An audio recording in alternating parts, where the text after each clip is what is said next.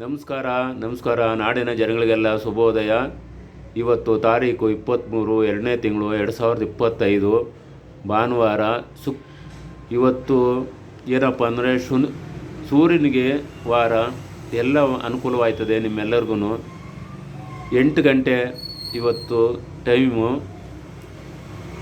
ಶುಕ್ಲಾಂ ವರದರಂ ವಿಷ್ಣುಂ ಶಶಿವರ್ಣಂ ಚತುರ್ಭುಜಂ ಪ್ರಸನ್ನವದನಂ ಧ್ಯಾಹೇ ಸರ್ವಯಜ್ಞೋಪಶಾಂತಯೇ. ಗುರು ಬ್ರಹ್ಮ ಗುರು ವಿಷ್ಣು ಗುರುದೇವೋ ಮಹೇಶ್ವರ ಗುರು ಸಾಕ್ಷಾತ್ ಪರಬ್ರಹ್ಮ ತಸ್ಮೈ ಶ್ರೀ ಗುರುವೇ ನಮಃ.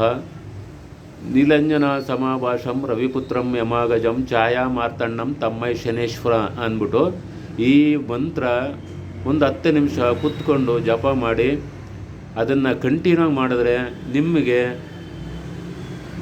ಎಲ್ಲೇ ಆರೋಗ್ಯ ಹೆಂಗೇ ಇದ್ರೂ ಬಿ ಪಿ ಶುಗರು ಪ್ರತಿಯೊಂದೂ ಕಾಯಿಲೆ ಬರೇ ನೆಲದ ಮೇಲೆ ಕೂತ್ಕೋಬೇಕು. ಬರೇ ನೆಲದ ಮೇಲೆ ಕೂತ್ಕೊಂಡು ಜಪ ಮಾಡಿದ್ರೆ ನಿಮಗೆ ಯಾವ ರೋಗನೂ ಇರೋದಿಲ್ಲ ಅಂತ ನಾವು ಹೇಳ್ತೀವಿ. ಯಾಕೆಂದರೆ ಇದು ಅನುಭವದ ಪ್ರಶ್ನೆ. ಶುಗರು ಇದಕ್ಕಿದ್ದಂಗೆ ಕಡಿಮೆ ಆಯ್ತದೆ, ಬಿ ಪಿನೂ ಕಡಿಮೆ ಆಯ್ತದೆ, ಎಲ್ಲ ಕಡಿಮೆ ಆಯ್ತದೆ. ನೀವು ನೋಡಿ ಪ್ರಯತ್ನ ಪಟ್ಟಾದ್ಮೇಲೆ ನಿಮಗೆ ಗೊತ್ತಾಯ್ತದೆ ಯಾರು ಹೆಂಗೆ ಹೇಳಿದ್ರು ಏನು ಎತ್ತ ಅಂತ. ನಾವು ಮಾಡಿದ್ದಕ್ಕೆ ನಿಮ್ಗೆ ಹೇಳೋದು. ಪ್ರತಿಯೊಬ್ಬರೂ ಅಷ್ಟೇ ಆ ಭಾವನೆ ಮಾಡಿದ್ರೆ ನಿಮಗೆಲ್ಲರಿಗೂ ಅನುಕೂಲ ಆಯ್ತದೆ. ಈ ಮಕ್ಕಳು ಮರಿ ಯಾರೇ ಆಗಿರ್ಬೋದು, ನಿಮ್ಮ ಕೈಲಾದಷ್ಟು ಇದು ಮಾಡಿ. ಆಮೇಲೆ ಬಡವರು ಬಗ್ಗರು ಯಾರನ್ನ ರೋಡು ದಾಟೋಕ್ಕಾಗಲಿಲ್ಲ, ಮುದುಕರು ಮುಪ್ಪರು ಕಣ್ಣು ಕಾಣದಿದ್ದರು ಇವೆಲ್ಲ ಇರ್ತದೆ, ಅವ್ರನ್ನ ರೋಡ್ ದಾಟಿಸಿ.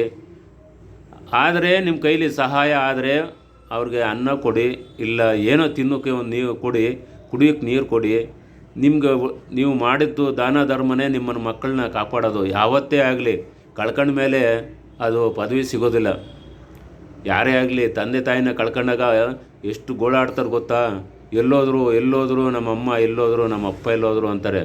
ನನಗೆ ಎಷ್ಟೋ ಸಾರಿ ಫೋನ್ ಮಾಡಿದ್ರೆ ಮೊನ್ನೆ ಹೋದವಾರದಲ್ಲಿ ಎಲ್ಲಿ ಯಾದಗಿರಿಲಿದ್ದೆ ನಾನು.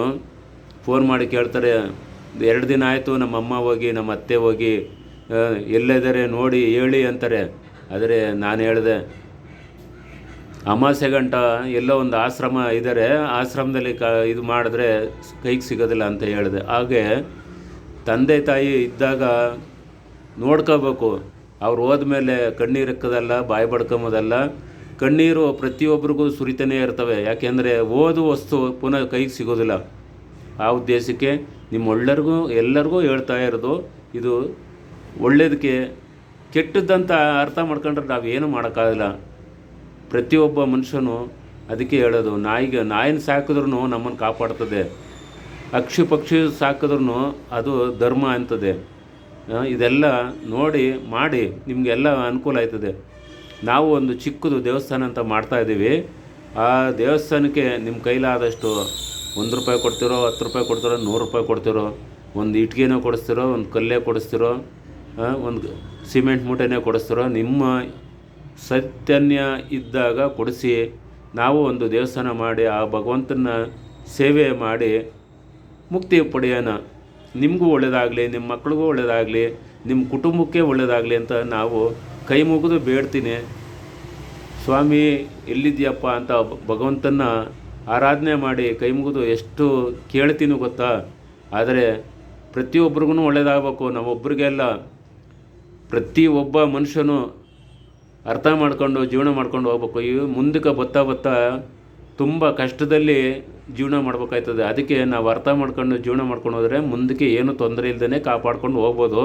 ನಿಮ್ಮೆಲ್ಲರಿಗೂ ನಮಸ್ಕಾರ. ಎಲ್ಲರಿಗೂ ಒಳ್ಳೆಯದಾಗಲಿ.